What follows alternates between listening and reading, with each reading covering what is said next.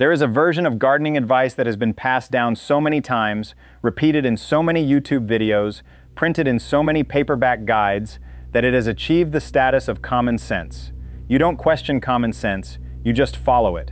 And then you watch your plants struggle, your money disappear, and your growing season dissolve into frustration while you try to figure out what went wrong.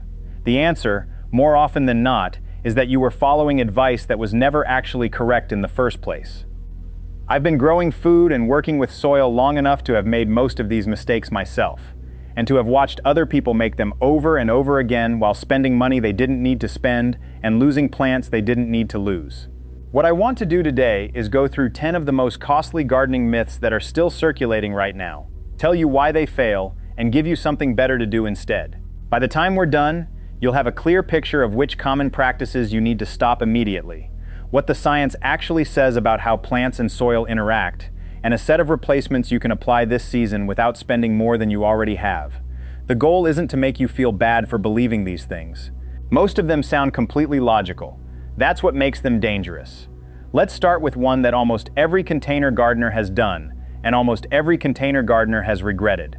You've probably put gravel at the bottom of a pot, maybe rocks, broken pottery, maybe a handful of pebbles. The idea is intuitive. Drainage material at the bottom means water drains faster, right? It feels like plumbing logic. Put the coarse stuff at the bottom and let gravity do its job. The problem is that water doesn't behave the way we assume it does when it moves through different materials. Physics, specifically the concept of water tension and how it operates at the interface between different soil textures, means that water actually resists moving from a fine-textured material like potting mix into a coarse material like gravel. It doesn't flow through naturally. It holds in the fine material until that layer is completely, thoroughly saturated.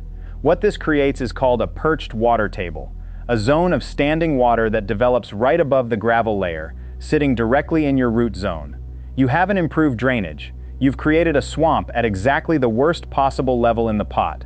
The roots sit in oxygen-free, waterlogged soil, and you get root rot, fungal problems, and dead plants, while looking at a container that has drainage holes and should theoretically be fine. The fix is simple and actually saves you money. Use quality potting mix all the way to the bottom of the container and make sure the drainage holes are actually open and unobstructed.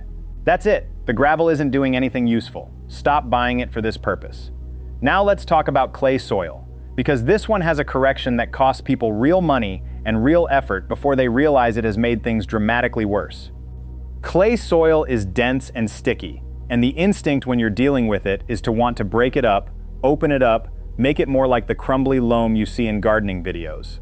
So people add sand. Coarse sand, builder's sand, sharp sand. The logic is that large particles mixed with tiny particles should produce a more balanced medium with better structure and airflow. Here is what actually happens. Clay particles are extraordinarily fine, and when you mix them with sand without adding enough organic matter, those clay particles fill every single microscopic space between the sand grains. You're not creating balance. You're packing the spaces even tighter. Add water, and you have created something with the structural properties of concrete. Not metaphorical concrete. Actual concrete, which is itself a mixture of aggregate, essentially coarse particles, and a binding agent that fills the gaps. This ruins the soil structure you were trying to fix, and it does it in a way that is very hard to reverse. The correct approach is organic matter. Compost, leaf mold, aged manure. Organic matter works with clay rather than against it by binding the clay particles together into loose crumbs called aggregates, creating air pockets and drainage without hardening. Top dress it or work it in. Don't touch the sand. The third myth costs people money in a very direct and ongoing way because it involves a product most gardeners are actively purchasing on a regular basis. More fertilizer does not equal more growth. It sounds counterintuitive because we think of fertilizer as plant food, and more food should mean a bigger, faster plant. But plants don't work that way, and pushing excess nutrients at them creates several distinct problems, each of which costs you something. First, over-fertilizing causes what's called fertilizer burn. The salt content in synthetic fertilizers builds up in the soil around the root zone, and through osmosis, it actually draws moisture out of the roots rather than allowing them to absorb it. You can literally desiccate a root system with too much fertilizer. Second, excess nitrogen, which most general fertilizers are loaded with, promotes rapid, soft, leafy growth that is particularly attractive to sap-sucking pests like aphids and whitefly. You're essentially growing an easy meal for every pest in your garden. Third, any nutrients that aren't absorbed don't disappear. They run off into groundwater and waterways, which means you're paying for nutrients that are actively causing environmental damage somewhere else. The solution costs $10 to $20 and takes a week. Get a soil test through your local agricultural extension service. They'll tell you exactly what your soil is missing. Then you buy only what you actually need. One soil test often saves more than a full season of fertilizer purchases. Here's the one that catches people when they're trying to be smart about long-term garden maintenance. Landscape fabric seems like a permanent solution. You lay it down, you put mulch on top, and you never deal with weeds again. It's an investment in convenience, and it has a certain engineering logic to it. A physical barrier between seeds and soil should stop germination. The problem is that it only works as advertised for the first season or two. After that, wind-blown soil and decomposing organic mulch accumulate on top of the fabric, and you now have a growing medium sitting on top of a barrier. Weed seeds land in that surface layer, germinate, and put down roots that thread directly through the fabric.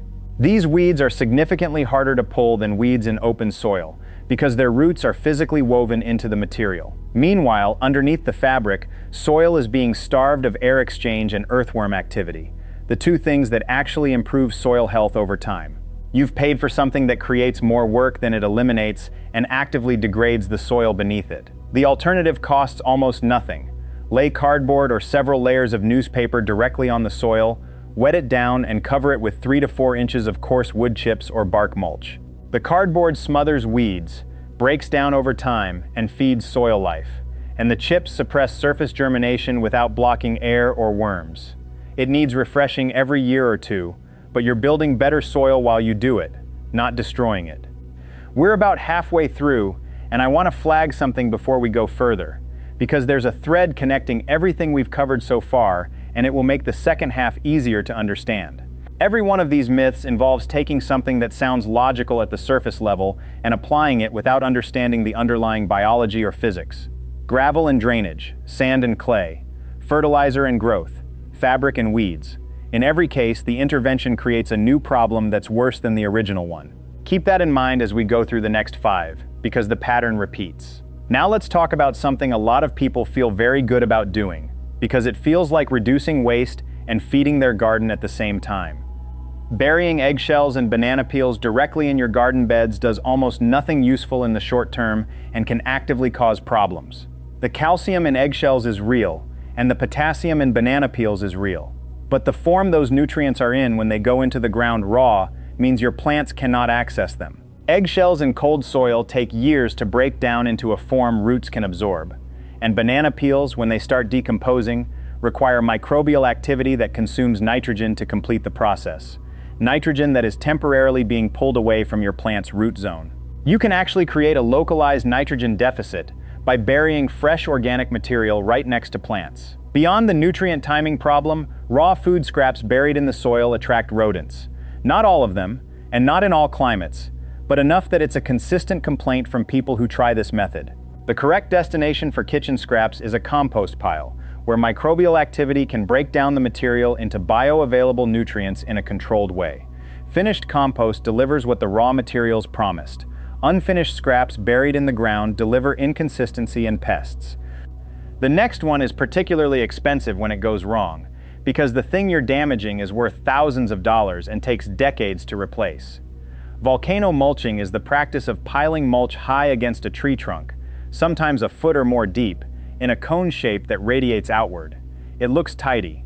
It looks like you're giving the tree a protective collar. Nurseries and landscaping companies do it constantly, which is part of why it persists. The reality is that tree bark requires oxygen and dry conditions to stay healthy and intact. When you pack moist mulch against the trunk, you create the conditions that bark is specifically not designed to handle. Fungal disease moves in, wood rot begins, and over time you can get girdling roots that, in response to the excess moisture and the soil-like conditions created by the deep mulch, begin growing upward and laterally, eventually wrapping around the trunk and slowly strangling it. A mature tree killed by a mulching habit that developed over 5 or 10 years might cost $3,000 to $5,000 to remove safely, and it cannot be replaced in any meaningful time frame. The correct method is a mulch donut, 2 to 3 inches deep, spread broadly out from the trunk, with a clear gap of at least 3 inches between the mulch and the trunk flare itself. Let the base of the tree breathe. Now the one that generates real passion in gardening forums because people swear it works, and it genuinely does not. Eggshells and coffee grounds as slug deterrents. The logic on eggshells is that the sharp edges cut the slug's soft body as it crosses. The logic on coffee grounds is that caffeine is toxic to slugs and creates a chemical barrier. Both of these claims have been tested properly, and neither holds up. Slugs produce a thick protective layer of mucus, the slime trail they leave behind. And that slime is not just for movement. It's a physical buffer between the slug's body and its environment. Slugs can cross razor blades without injury. Eggshells present no meaningful obstacle. Additionally, unwashed eggshells carry the scent of organic material and can attract scavengers rather than repelling pests. Coffee grounds compact when wet, which they will be in any garden where slugs are a problem, and dense coffee layers can inhibit air and water movement through the soil surface, while offering negligible slug deterrents. If slugs are destroying your crops, the tools that actually work are iron phosphate bait, which is effective, low toxicity, and breaks down harmlessly into the soil, wool pellets, which create a physical barrier slugs genuinely avoid, and copper tape around the perimeter of containers, which produces a mild electrical reaction that slugs dislike. Hand picking at night is free and surprisingly efficient if done consistently. Stop buying coffee for your garden and start using something that actually works. The pot sizing mistake is one that catches people because they're trying to be generous to their plants and end up drowning them. Moving a small plant into a very large container feels like it should give the roots room to expand and accelerate growth. The problem is that a small root system in a large volume of potting mix cannot absorb water at the rate the soil receives it, particularly if you're watering on any kind of regular schedule. The excess soil stays wet for extended periods, and saturated potting mix holds almost no oxygen. Roots require oxygen. Constantly wet, oxygen-deprived roots begin to die, and as the root system shrinks, the problem compounds because now there's even less root capacity to process the water in an already oversized container. The visible symptoms, yellowing, wilting, general decline, look like the plant needs more water, so sometimes people water more and the cycle accelerates. The fix is straightforward: size up incrementally.